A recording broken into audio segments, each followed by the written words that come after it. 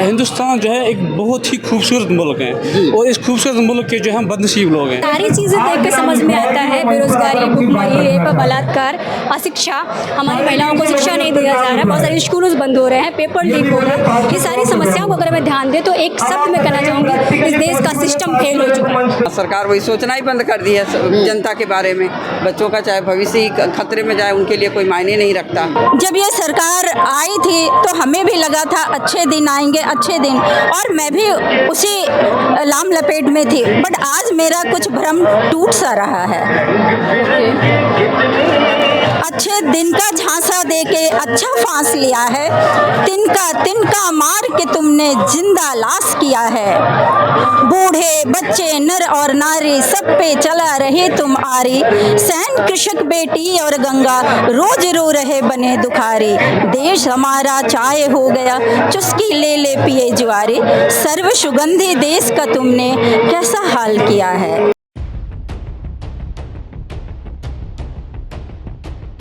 आज भूख हड़ताल का 20वां दिन है और मैं जंतर मंतर पर एक बार फिर अपनी अम्बेडकरी महिला मंच की टीम के साथ हूँ। यहाँ पर कई सारे लोग आए हैं और कई सारे लोगों का हमने इंटरव्यू किया है।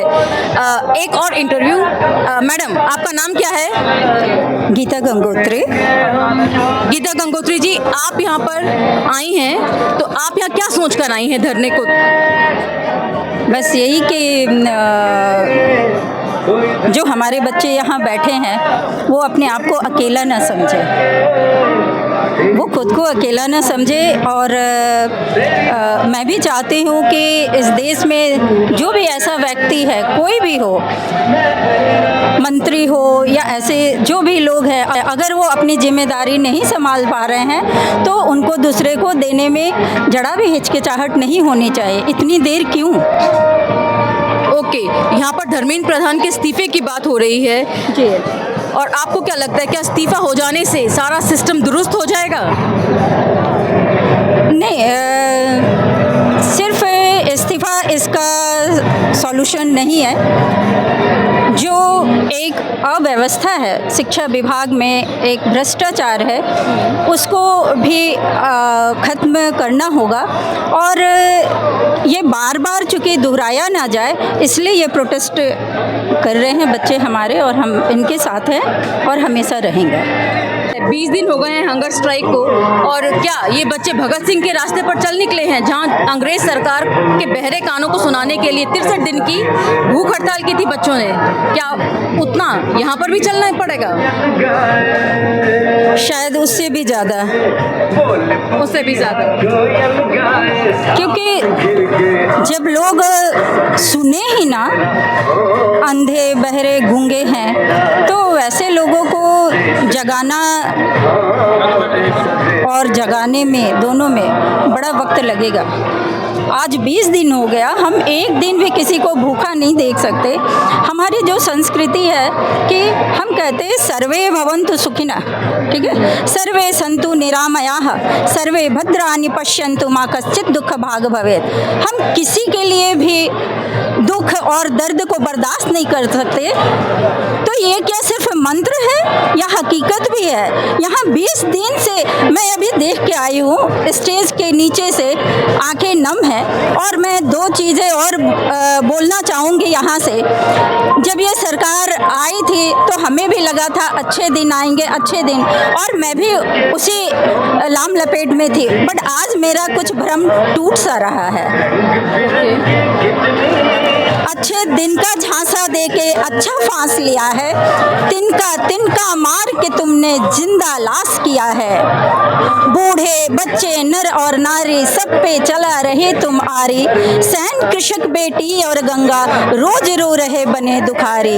देश हमारा चाय हो गया चुस्की ले ले पिए ज्वारी, सर्व सुगंधी देश का तुमने कैसा हाल किया है। सोन चिड़ैया के सब तुमने पंख नोच लिया है, अच्छे दिन का झांसा देकर अच्छा फांस लिया है।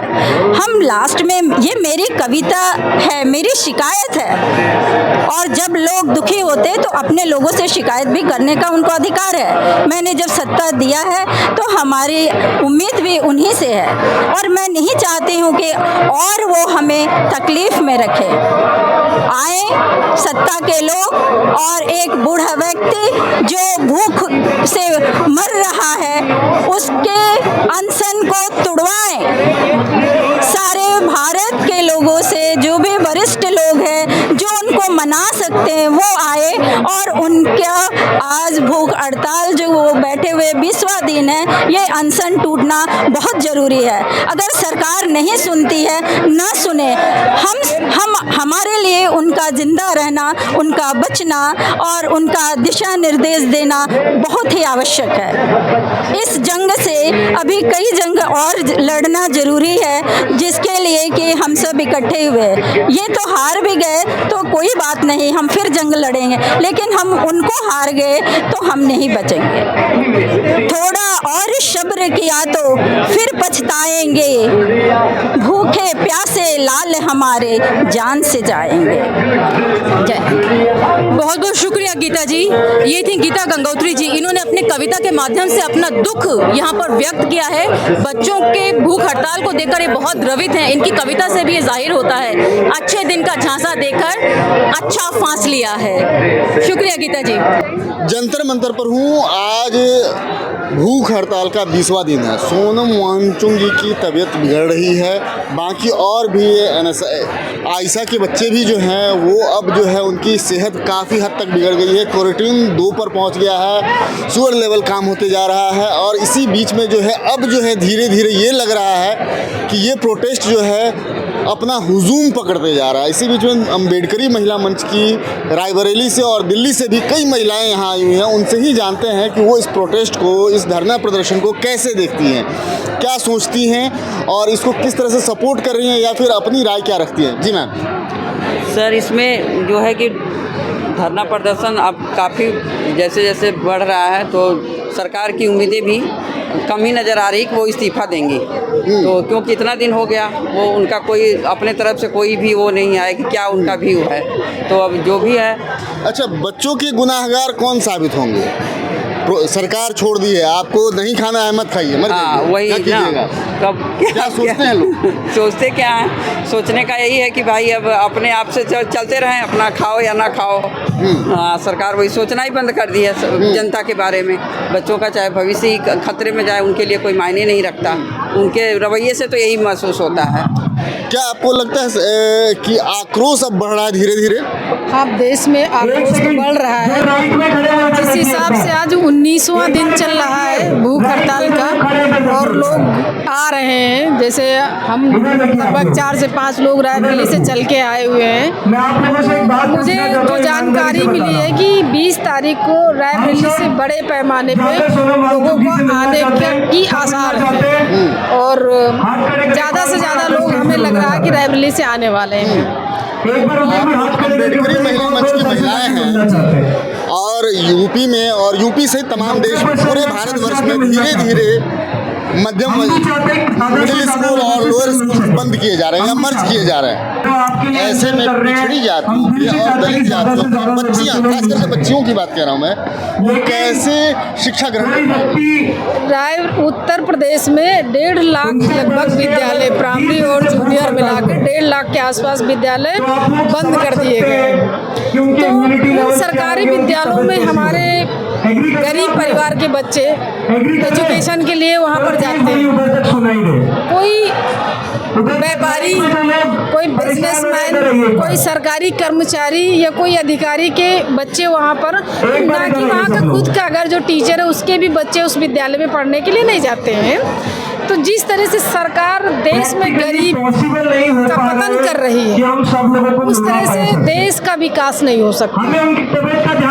इस पे भी जो शिक्षा को लेके सोनम वांगचुक जी यहाँ पर धरने पे बैठे हैं और नेहा जी भी हैं और भी जो लोग सपोर्ट और समर्थन कर रहे हैं, तो देश के लिए ये कि अगर ये सफल हो रहा है, बहुत विकास की तरफ देश जाएगा। और लोगों ने कहा जिस ओर जवानी चलती है उस ओर जमाना चलता है। माननी चाहिए या नहीं माननी चाहिए? मैम, आप क्या कहना चाहती हैं? पूरे प्रोटेस्ट को देख रही हैं, यूपी को देख रही हैं, चुनाव आने वाला है, खास करके अब जो है आप चुनावी प्रदेश की महिलाएं हैं, स्कूलें बंद हो रही हैं, तमाम शिक्षा है, बेरोजगारी है, स्वास्थ्य, तमाम मसले हैं, लेकिन अभी का जो मसला है शिक्षा का मसला है। अपर लेवल की शिक्षा भी और लोअर लेवल की शिक्षा भी, उसमें खास करके क्या महिलाओं को दरकिनार किया जा रहा है? महिला में आक्रोश कैसे? देखिए, अगर देखा जाए तो देश भर में महिलाओं में आक्रोश है।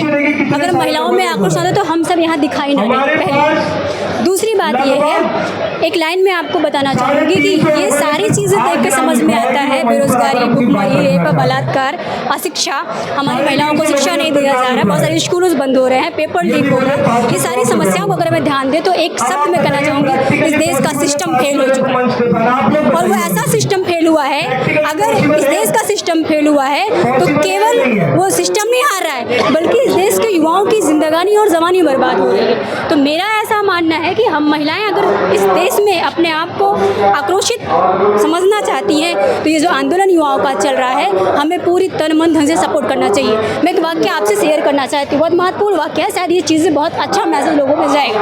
डॉक्टर बाबा साहब अम्बेडकर ने एक आंदोलन चलाया था, उस आंदोलन डॉक्टर बाबा साहब अम्बेडकर ने जेल भर आंदोलन की घोषणा की थी। एक राधाबाई नाम की महिला थी, आपने महिलाओं के संदर्भ में बात की तो ये बात मुझे याद आ गया, जिक्र आ गया कि हम महिलाएं कैसे समर्थन करना चाहती हैं। तो हमारा क्या समर्थन है, हम फीमेल का, और खासकर हम युवा फीमेल है तो हमारा क्या समर्थन है, उस आधार पर मैं ये बातें आपको बताने की कोशिश कर रही हूँ।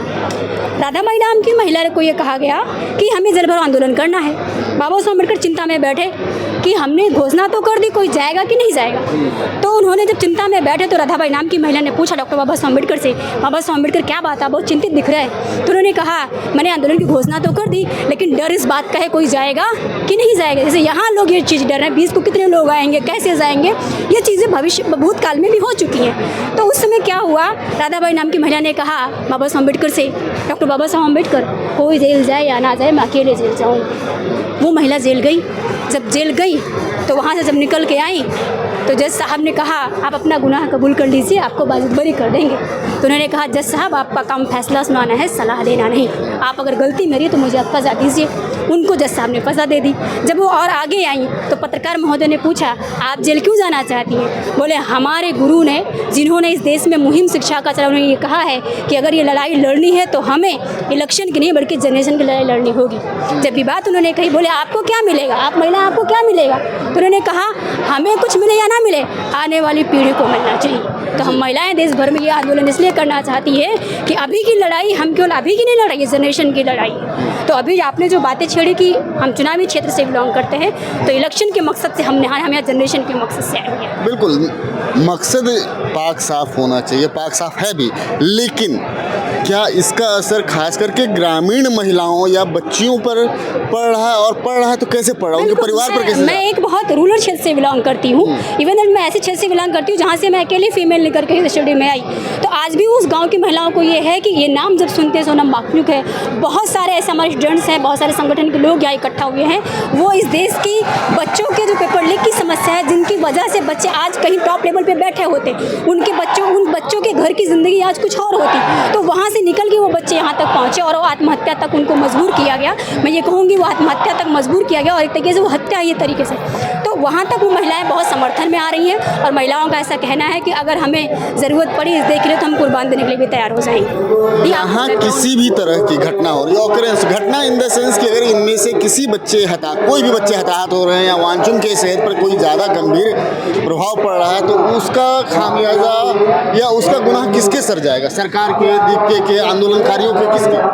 अगर देखिए इसमें दो बातें हैं। अगर यहाँ किसी के साथ कोई भी घटना घटती है तो सबसे पहली बात इस देश की जनता जवाबदेही है। दूसरी बात है, सरकार तो बाद में आएगी, क्योंकि जनता ने अगर आवाज़ अभी नहीं उठाई तो हम सरकार को ना हिला पाएंगे ना उनसे बात कह पाएंगे। तो अभी अगर कुछ भी प्रोटेस्ट में कोई भी दिक्कतें आती हैं तो यहाँ दोनों जिम्मेदार हैं। एक तरफ लोकतंत्र में दोनों जिम्मेदार थे, जनता भी जिम्मेदार है और सरकार भी जिम्मेदार है। किसी एक को जिम्मेदार आप नहीं ठहरा सकते।